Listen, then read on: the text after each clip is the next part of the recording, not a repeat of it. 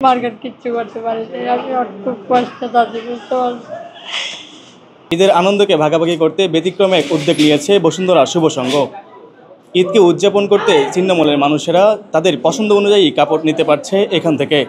রিক্সাওয়ালা থেকে শুরু করে ভ্যানওয়ালা, রাস্তার পথচারী, অনেক গরিব মানুষ আছে, গরিব দুঃখী আছে, এছাড়াও প্রতিবন্ধী কিছু মানুষ আসছে রাস্তার পথিক। এছাড়াও আমাদের এলাকায় অনেক গরিব মানুষ আছে, তারাও আমাদের এখানে আসছে, নিজেদের পছন্দ মতো কাপড় চোপড় নিতে পারতেছে।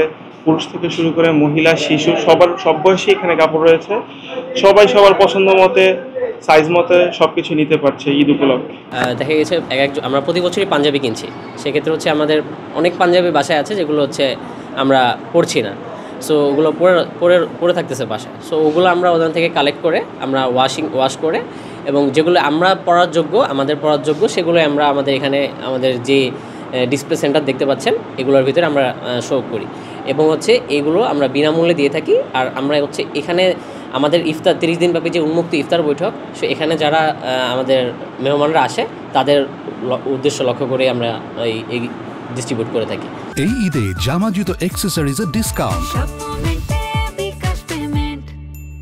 কেনাকাটা করতেছেন, আমরা গরিব মানুষ, আমরা যে দিতেছি এটাই আমরা অনেকদিন আমরা পাইছি। বাচ্চাকে কিনছি জামা কাপড়, আমরা লাগে কিনতে পারছি না।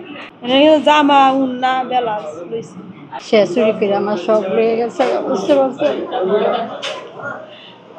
তার জন্য আমি মনে করেন খুবই কষ্ট পাই।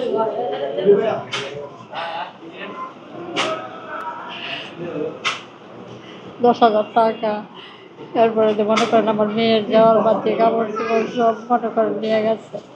মার্কেট কিচ্ছু করতে পারিনি। আমি খুব কষ্টে আছি, বুঝতে পারছি। ওর ছেলে সন্তান নাই, ওর স্বামীও নাই, 2টা মেয়ে আছে। একটা মেয়ে ক্লাস 6-এ পড়ে, আর একটা মেয়ে বিয়া দিয়ে দিচ্ছি।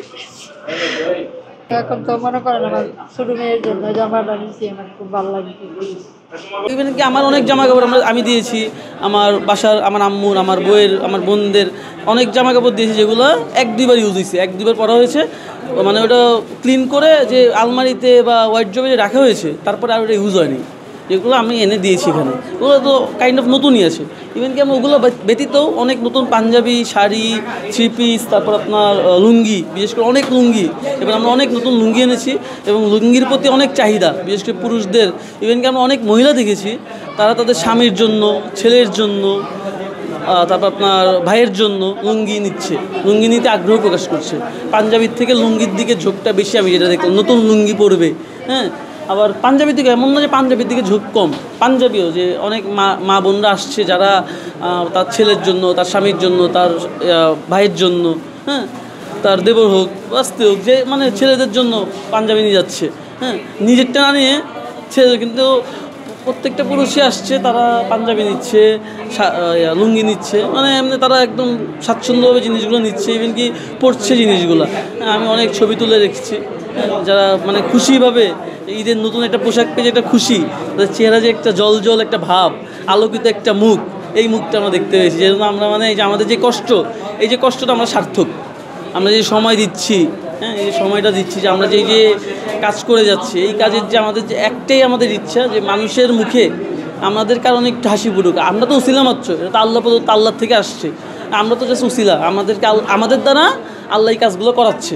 এই জন্যই আমাদের আর কি, মানে আমরা আসলেই মানে গর্বিত যে জিনিসটা আমরা আসলেই আজকে গর্ববোধ করতেছি। কারণ আমরা হচ্ছে কি আপনার যারা এই যে পাঞ্জাবিগুলা, লুঙ্গিগুলা, বিশেষ করে মা খালারা, মা বোনেরা যারা হচ্ছে শাড়ি হোক, আপনার 3 পিস হোক যারা নিয়েছে, হ্যাঁ, তারা অনেক খুশি যে নতুন কাপড়, আগামীকাল ঈদ, হ্যাঁ, আজকে একটা নতুন কাপড় পেলো, আগামীকাল ঈদের দিন পরতে পারবে। হ্যাঁ, মানে ঈদের আমেজটা তাদের আগামীকাল যে ঈদ, সেটা আমরা আজকে অনুভব করতে পেরেছি, যে তারা নতুন কাপড় পেয়ে যে ঈদের যে একটা আমেজ তাদের মধ্যে আমরা পেয়েছি।